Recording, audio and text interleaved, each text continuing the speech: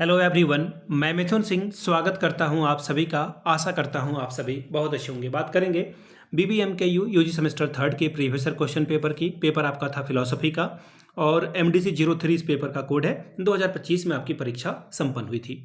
आगे बढ़े उससे पहले मैं आपको बता दूं, पिछले 5 साल के जितने भी प्रीवियस ईयर क्वेश्चन पेपर है, सारे क्वेश्चन पेपर की PDF आपको 69 रुपीज़ में अवेलेबल करा दी जाएगी। दूसरी बात, 199 रुपये में आपको सजेशन प्रोवाइड कर दिया जाएगा। और ये सजेशन क्या होता है पहले वो समझ लें। सजेशन यानी कि ऐसे सवाल जो बार बार एग्जामिनेशन में पूछे जाते हैं, आंसर के साथ आपको प्रोवाइड कर दिया जाता है। ठीक है, ये ध्यान में रखिएगा। अब देखिए सजेशन तैयार कैसे होता है। सजेशन तैयार होता है पिछले 10 साल के PYQ को ध्यान में रखकर ये तैयार किया जाता है, ताकि आप अपनी तैयारी ठीक ढंग से कर पाएं और एग्जाम पैटर्न को समझ पाएं। सबसे इंपॉर्टेंट ये है, PYQ पढ़ना इसलिए ज़रूरी है कि एग्ज़ाम में जो है सवाल किस तरह से पूछे जाते हैं वो आपको ध्यान में रखना है। ठीक है, और दूसरी बात जो है, हम लोग लेटेस्ट एग्जाम पैटर्न को फॉलो करते हैं। तीसरी बात, आपका सिलेबस क्या कहता है और सिलेबस में कौन कौन से ऐसे टॉपिक हैं जो बार बार जो है क्वेश्चन जो है एग्जामिनेशन में यहाँ से पूछ लिया जाता है, उनको हम लोग ध्यान में रखते हैं और उन टॉपिक को आपके लिए चुनकर अलग कर देते हैं। यहाँ से मेरी email ID आप देख लें, yourmithunSingh@gmail.com पे आप मुझे मेल कर सकते हैं। इंस्टा पे अगर आप हो, डू फॉलो मी @himithunsingh। बाकी आप मुझे व्हाट्सअप कर सकते हैं 7979054474 पे। तो चलिए सवाल पे लौटेंगे। किस तरह के सवाल जो है 2025 में आपसे पूछ लिए गए थे। ये रहा आपका पेपर MDC 3। एक सेकेंड, MDC 3 का ये क्वेश्चन पेपर है, यूजी फिलोसफी का ये पेपर है। अब यहाँ से देखिए 2025 3 घंटे का वक्त मिला था, 75 नंबर आप मैक्सिमम यहाँ से ला सकते थे। ग्रुप ए की बात करें तो वेरी शॉर्ट टाइप के क्वेश्चन आंसर आपसे पूछ लिए जाएंगे और क्वेश्चन नंबर 1 जो है वो 5 छोटे छोटे सवाल MCQ के फॉर्म में रहेगा, जिसका आंसर आपको करना है। नंबर ऑफ वेदास आर, यानी कि वेदों की संख्या कितनी है, तो इसका आंसर हो जाएगा 4। वेदों की संख्या 4 है। देखिए वेद से रिलेटेड सवाल भी आपको पढ़कर जाना चाहिए, ताकि एग्जाम में आप बेहतर प्रदर्शन कर पाएं। जैसे देखिए टोटल वेदों की संख्या की अगर मैं बात करूं तो पहला क्या आ जाएगा, ऋग्वेद आ जाएगा। क्या आ जाएगा, ऋग्वेद आपको यहाँ पे देखने को मिलेगा सबसे पहला। ठीक है, दूसरा वेद कौन सा है, हो सकता है कि नाम ही पूछ दिया जाए। सामवेद आएगा दूसरा। ठीक है, तीसरा क्या आ जाएगा, यजुर्वेद आ जाएगा।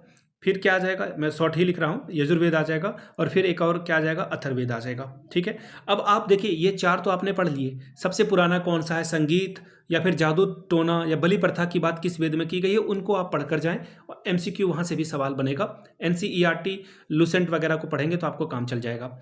अगला सवाल, हुज फिलोसफी इज निष्काम कर्म। निष्काम कर्म किसका दर्शन है, बौद्धिज्म, जैनिज्म, गीता या फिर नन ऑफ दिस का। तो देखिए इसका आंसर हो जाएगा गीता। ऑप्शन नंबर आपका 3 जो है वो करेक्ट हो जाएगा।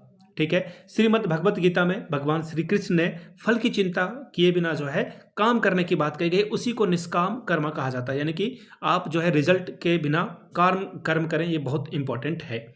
अगला सवाल, who describes the 4 noble truth. 4 आर्य सत्यों की व्याख्या कौन करता है, गीता, बौद्धिज्म, जैनिज्म या फिर नन ऑफ दिस। तो देखिए इसका जो सही आंसर हो जाएगा, 4 आर्य सत्य के बारे में जो है बौद्धिज्म में आपको जो है ये देखने को मिलेगा।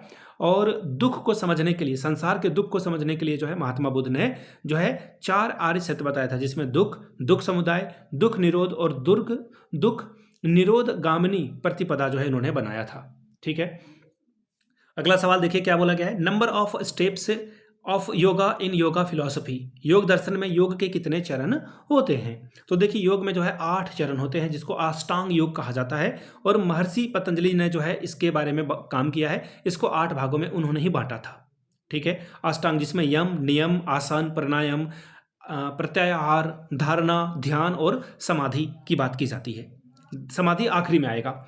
अगला सवाल, how many kinds of causes are there according to Aristotle. अरस्तु के अनुसार कारण के कितने प्रकार होते हैं। तो देखिए अरस्तु के अनुसार कारण के टोटल 4 प्रकार होते हैं। ऑप्शन नंबर आपका 4 सही हो जाएगा। अरस्तु ने किसी भी वस्तु के एग्जिस्टेंस के लिए यानी कि अस्तित्व के लिए 4 कारण को उत्तरदायी माना है, रिस्पॉन्सिबल माना है। पहला है उपादान यानी कि मटेरियल, दूसरा ऑप्शन आएगा अकारिक यानी कि फॉर्मल, तीसरा आएगा निर्मित यानी कि इफिशियंट, और आखिरी आएगा आपका ऑब्जेक्टिव या फिर फाइनल आप उसे कह सकते हैं उद्देश्य। चलिए अब बढ़ेंगे अगले सवाल की ओर। शॉर्ट वाले 2 सवाल हैं, शॉर्ट में आपको आंसर लिखना है। 5 मार्क्स के रिवॉर्ड से आप नवाजे जाएंगे। सवाल क्या है, what is the first noble truth of बौद्धिज्म। बौद्ध धर्म का प्रथम आर्य सत्य क्या है, उसके बारे में डिटेल में लिखिए। अगला है, what are the yamas in yoga philosophy.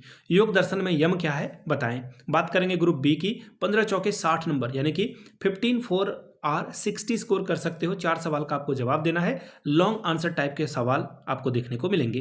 Question number चौथा, what do you mean by निष्काम कर्म एक्सप्लेन। निष्काम से आप क्या समझते हैं? निष्काम कर्म से यानी कि फल के बिना, फल के चिंता के बगैर आपको जो है कर्म करना चाहिए। इस पे आपको डिटेल में लिखना है। 15 नंबर है तो कम से कम 5 से 6 पेज में तो आंसर लिखना चाहिए आपको। पांचवा सवाल, एक्सप्लेन जीवा अकॉर्डिंग टू जैनिज्म। जैन दर्शन के अनुसार जीव की व्याख्या करें। छठवां सवाल, describe the second noble truth of बौद्धिज्म। बौद्ध धर्म के द्वितीय आर्य सत्य की व्याख्या करें। सातवां सवाल, describe the 8 fold path of yoga. योग के अष्टांगिक मार्ग की व्याख्या करें। क्वेश्चन नंबर 8वां, explain the Aristotle's theory of causation. Aristo के कारणता का सिद्धांत को जो है व्याख्या करके बताएं। 9वां सवाल, discuss the theory of non violence of Mahatma Gandhi. Mahatma Gandhi के अहिंसा सिद्धांत की व्याख्या करें। तो ये था आपका एमडीसी 3 का क्वेश्चन पेपर सेमेस्टर 3 का। अगर आपको पिछले 5 साल का PYQ चाहिए तो ये आपको 69 में, अगर आपको सजेशन चाहिए तो 199 रुपये में ये आपको प्रोवाइड कर दिया जाएगा। यहाँ से मेरी email ID आप देख लें, yourmithunsingh@gmail.com पे आप मुझे मेल कर सकते हैं। इंस्टा पे अगर आप हो डू फॉलो मी @imithunsingh। बाकी आप मुझे व्हाट्सअप कर सकते हैं 7979054474 पे। वीडियो को आपने यहाँ तक देखा, प्यार दिया, इसके लिए आप सभी का बहुत बहुत शुक्रिया। Have a good day.